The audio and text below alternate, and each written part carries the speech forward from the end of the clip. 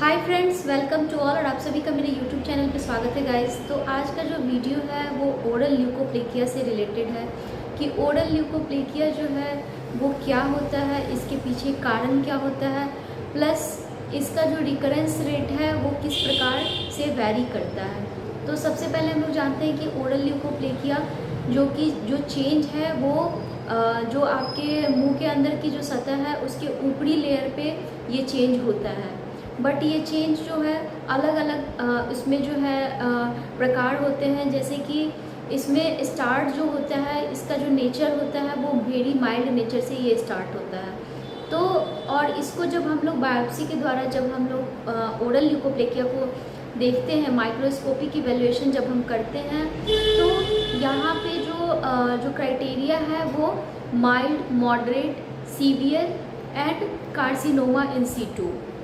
तो ये 4 तरह से इसकी जो है इसके जो प्रकार हैं वो ड्यूरिंग माइक्रोस्कोपी की इवैल्यूएशन जो है इसको दिया जाता है।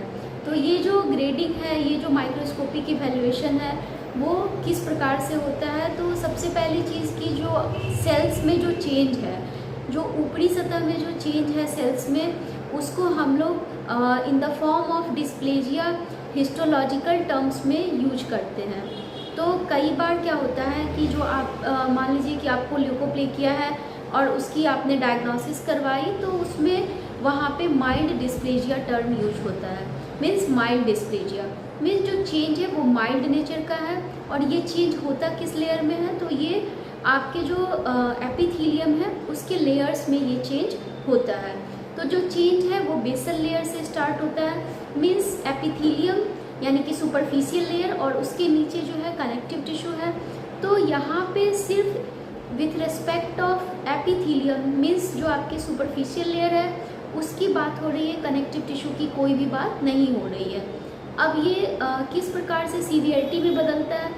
तो अगर ल्यूकोप्लेकिया माइल्ड स्टेज में है, और जैसे कि हम सभी जानते हैं कि ये हैबिट एसोसिएटेड प्रॉब्लम है, तो ऐसे लोग जो लोग भी या तो स्मोकिंग करते हैं या फिर स्मोकिंग के साथ अल्कोहल कंज्यूम करते हैं या फिर गुटखा खाते हैं, या फिर कई ऐसे पेशेंट जिनको कि ओरल सबम्यूकस फाइब्रोसिस है और उनकी जो है जो ग्रेडिंग है स्टेज 4 में एसोसिएटेड है ल्यूकोप्लेकिया से। तो ऐसे कंडीशंस में जो है ल्यूकोप्लेकिया को जब डायग्नोस किया जाता है तो in the term of dysplasia इसे हम लोग डायग्नोस करते हैं।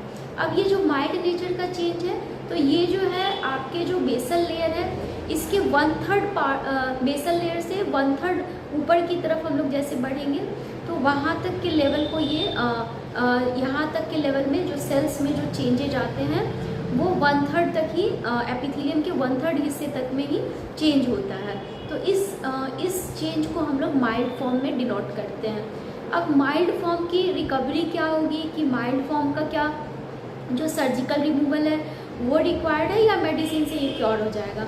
तो जो भी माइल्ड ल्यूकोप्लेकिया होते हैं उसमें जो है जो चेंज है वो मिनिमल होता है, तो इसे हम लोग मेडिसिन के द्वारा ही इनिशियली ट्रीट करते हैं। और प्लस जो सीजेशन ऑफ हैबिट मीन्स जो आपकी हैबिट है उसे आपको क्विट करनी होगी, चाहे वो किसी भी फॉर्म में हो, चाहे वो टोबैको के किसी भी फॉर्म में हो, स्मोकिंग के फॉर्म में हो, अल्कोहल के फॉर्म में हो, तो उसे आपको क्विट करना है। और ल्यूकोप्लेकिया में अल्कोहल का बहुत ही बड़ा रोल है, क्योंकि कई ऐसे पेशेंट होते हैं जिनको कि स्मोकिंग के साथ अल्कोहल की हैबिट होती है या फिर गुटखे के साथ अल्कोहल की हैबिट होती है। तो ये जो मिक्स्ड हैबिट वाले पेशेंट होते हैं उसमें जो है ल्यूकोप्लेकिया होने की संभावनाएं ज़्यादा होती है।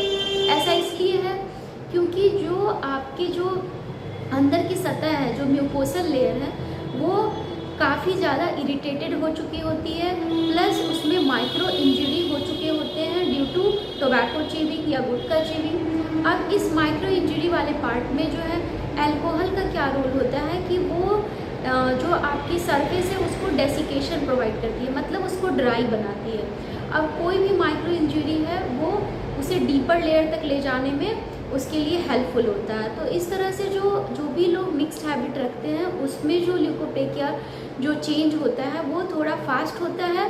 तो ऐसे पीपल जिनमें कि सिंगल हैबिट है या मिक्स्ड हैबिट है, तो मिक्स्ड हैबिट वाले लोगों में ल्यूकोप्लेकिया ज़्यादा पाया जाता है। अब ये माइल्ड नेचर का है, तो अगर आपने हैबिट को उसी समय क्विट कर दिया प्लस आप मेडिसिन के सपोर्ट पे हैं, तो आपका जो डिजीज़ है वो रिकवरी धीरे धीरे रिवर्स होने लगता है। डिस्प्लेजिया जो है माइंड से रिवर्स हो जाता है और नॉर्मल कंडीशन में वो आ सकता है। अब अगर 1/3 वाले चेंज को भी हमने इग्नोर कर दिया कि अभी तो बहुत कम है, तो ये माइल्ड जो है वो मॉडरेट में चेंज हो जाएगा। और जब मॉडरेट डिस्प्लेजिया की बात करते हैं हम लोग, तो यहाँ पे जो आपकी गाल की सतह है, जो एपिथेलियम है, उसमें 1/3 से ज़्यादा चेंज होता है, मीन्स अप टू 2/3 वहाँ पे चेंज आ सकता है। तो ऐसे पेशेंट जिनमें कि ये मॉडरेट डिस्प्लेजिया हुआ है या आइडेंटिफाई हुआ है, इसमें जो मॉडरेट डिस्प्लेजिया है इसमें जो चेंज हुआ है वो अप टू 2/3 हो रहा है। तो यहाँ पे जो चेंज है वो माइल्ड से मॉडरेट तब हुआ है जब आपने हैबिट को क्विट नहीं किया है, प्लस आप किसी भी मेडिसिन सपोर्ट पे नहीं हैं। तो अभी हम लोग बात कर रहे थे मॉडरेट डिस्प्लेजिया की। तो आफ्टर मॉडरेट डिस्प्लेजिया अगर ये हम लोग मेडिसिन के द्वारा या अपने हैबिट को क्विट करके इसमें अगर हम लोग सही तरीके से इलाज लेते हैं, तो चांसेस होते हैं कि मॉडरेट डिस्प्लेजिया जो है वो रिवर्स हो जाए। बट जितना माइल्ड स्टेज में रिकवरी होगा उतना मॉडरेट में चांसेस धीरे धीरे और कम होते जाते हैं। अब जैसे ही मॉडरेट डिस्प्लेजिया आगे की तरफ बढ़ेगा तो वो सीवियर फॉर्म में आएगा, और सीवियर फॉर्म में जो सेल्स में चेंजेज आते हैं वो मोर देन 2/3 आते हैं। तो अब जो आपके एपिथेलियम है, जो ओरल म्यूकोसा है, वहाँ पे जो चेंज आया है वो मोर देन 2/3 है। तो यहाँ पे जो सेल्स हैं वो काफ़ी हाईली प्रोलिफरेटिंग नेचर के हो जाते हैं, मीन्स जो थिकनेस है एपिथेलियम की वो भी इंक्रीज होती जाएगी, प्लस उनका जो अपीयरेंस है वो एक होमोजीनस थिक वाइट पैच के रूप में अपीयर होगा। जबकि माइल्ड से जब मॉडरेट में जाते हैं तो धीरे धीरे थिकनेस भी बढ़ती है और पैच का जो होमोजीनस अपीयरेंस है वो भी बढ़ता है। लेकिन सीवियर डिस्प्लेजिया में अब यहाँ पे हमें 2-3 बातों को देखना होता है कि सीवियर डिस्प्लेजिया है तो इसका अपीयरेंस कैसा है, मीन्स क्या ये होमोजीनस अपीयरेंस है, बिल्कुल यूनिफॉर्मली एक जैसा है, या फिर नॉन होमोजीनस है। तो नॉन होमोजीनस अगर ये होता है तो यहाँ पे चांसेस होते हैं कार्सिनोमा इन सीटू में कन्वर्ट होने के। ऐसा इसलिए है कि non homogeneous means completely white आपका जो एपिथेलियल सरफेस है या बकल म्यूकोसा है वो कम्प्लीटली वाइट नहीं रहेगा, बीच बीच में यहाँ पे डॉट डॉट अपीयरेंस रहेंगे, प्लस थोड़ा रेडिश अपीयरेंस भी रहेगा। तो ऐसे नॉन होमोजीनस अपीयरेंस को वाले ल्यूकोप्लेकिया को हम लोग नोडुलो स्पेकल्ड ल्यूकोप्लेकिया कहते हैं। और यहाँ पे जो चांसेस है रिवर्स होने की सेल्स का ट्रीटमेंट के बाद वो काफ़ी लो होता है। तो सीवियर डिस्प्लेजिया को जो रिवर्सिबिलिटी होती है वो काफ़ी लो होती है। तो जो एक गोल्ड स्टैंडर्ड जो कि बहुत सारे स्टडी में प्रूवन है, और अभी मैं एक स्क्रीनशॉट यहाँ पे शेयर कर रही हूँ, तो जो गोल्ड स्टैंडर्ड है वो डिस्प्लेजिया के लिए जो है वो सर्जिकल रिमूवल है।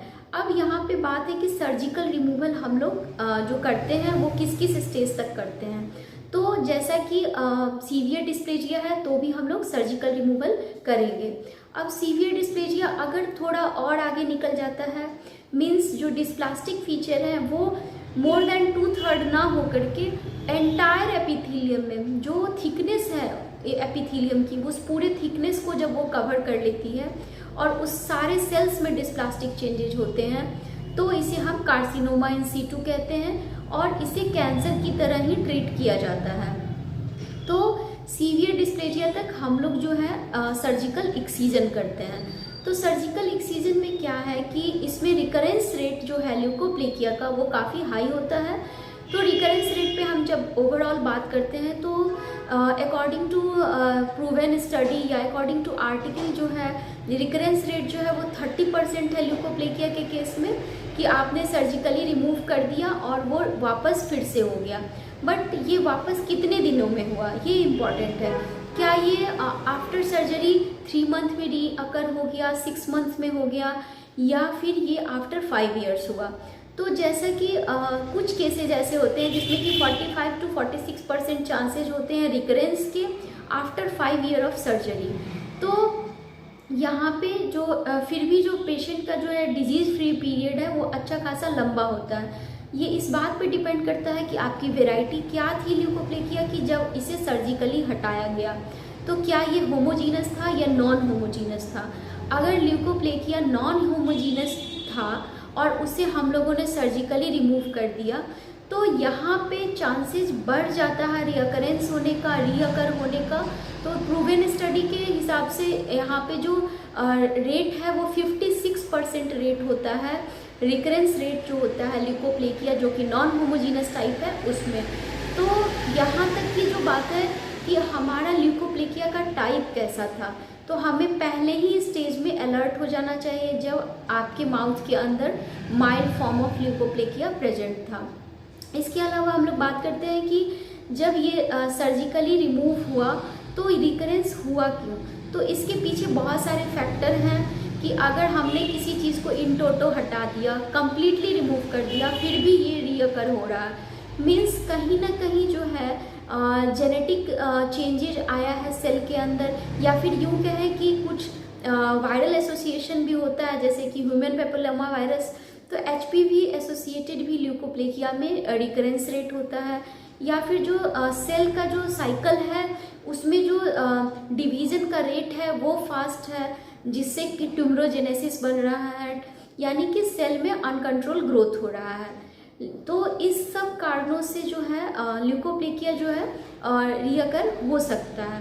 तो यहाँ पे इस वीडियो को बनाने का ये पर्पस है कि अगर शुरुआती स्टेज में ही हम हैबिट को कम्प्लीटली क्विट कर दें और सही तरीके से इलाज लें, तो इसकी जो रिवर्सिबिलिटी रेट है वो अच्छी होगी, रिज़ल्ट अच्छे आएंगे।